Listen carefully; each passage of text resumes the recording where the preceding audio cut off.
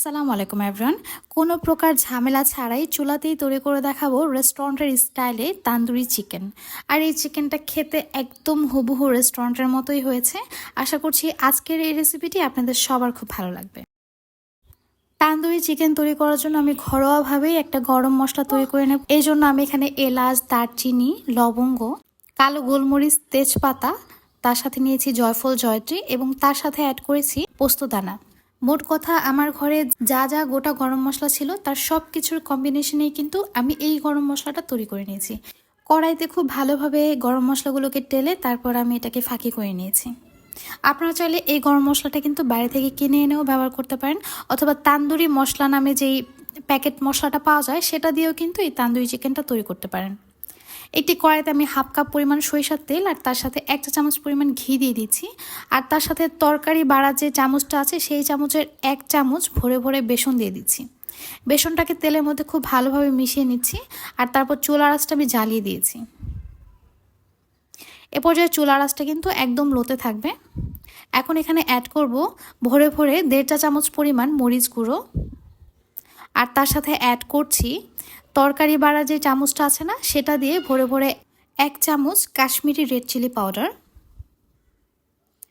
এখন একটা hand bitter দিয়ে আমি খুব ভালোভাবে এই মশলাগুলোকে তেলের মধ্যে মিশিয়ে নেব।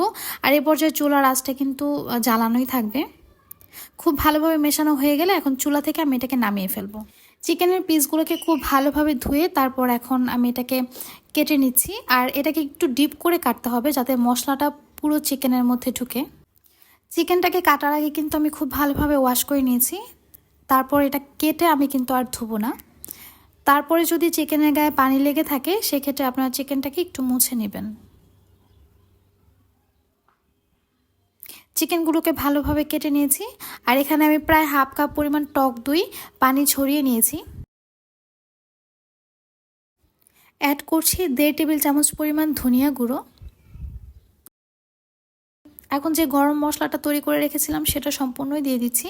তার সাথে অ্যাড করেছি 1 চা চামচ পরিমাণ জিরা গুঁড়ো।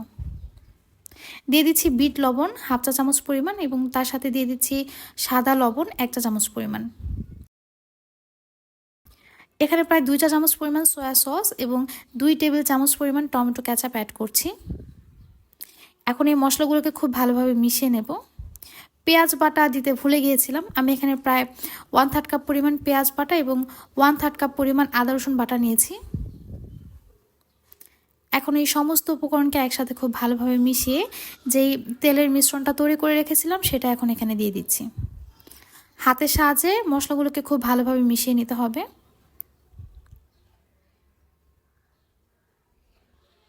মশলাটা মেশানোর পর এখন আমি যে চিকেনগুলো কেটে রেখেছিলাম সেগুলো দিয়ে দিচ্ছি।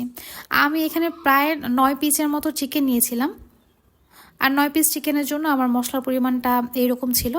চিকেনের সাথে মশলাটাকে খুবই ভালোভাবে মাখিয়ে নিতে হবে। আমি এখানে 1 টুকরো কয়লা চুলাতে গরম করে তারপর চিকেনের উপর রেখে এখন এর মধ্যে তেল দিয়ে দিয়েছি। আর তারপর এটাকে ঢেকে রেখে দেবো। ধোঁয়াটা যখন মাংসের মধ্যে খুব ভালোভাবে প্রবেশ হয়ে যাবে, তারপর ধোঁয়াটা যখন শেষ হয়ে যাবে ঠিক তখন এই মাংসটাকে আপনারা নর্মাল ফ্রিজে সংরক্ষণ করতে পারেন। এইটাকে যেদিন রান্না করবেন তার আগের দিন ম্যারিনেট করে রাখলে সবচেয়ে বেশি ভালো হয়। তান্দুরি চিকেন ভাজার জন্য আমি কড়াইতে সামান্য পরিমাণে সরিষার তেল নিয়ে নিয়েছি। সরিষার তেলটা গরম হয়ে আসলে এখন আমি তান্দুরি চিকেনটা যেটা ম্যারিনেট করে রেখেছিলাম সেটা দিয়ে দিচ্ছি। এ পর্যায়ে চুলার আঁচটা মিডিয়াম টু লোতে থাকবে। আমি এটাকে ঢেকে রান্না করব। প্রায় 7 মিনিটের মতো ঢেকে রান্না করার পর এরকম পানি ছেড়ে দিয়েছে। এখন চিকেনটাকে উল্টিয়ে দিচ্ছি। তান্দুরি চিকেন চুলাতে ভাজার ক্ষেত্রে প্রথমে চিকেনটাকে সেদ্ধ করে নেবেন।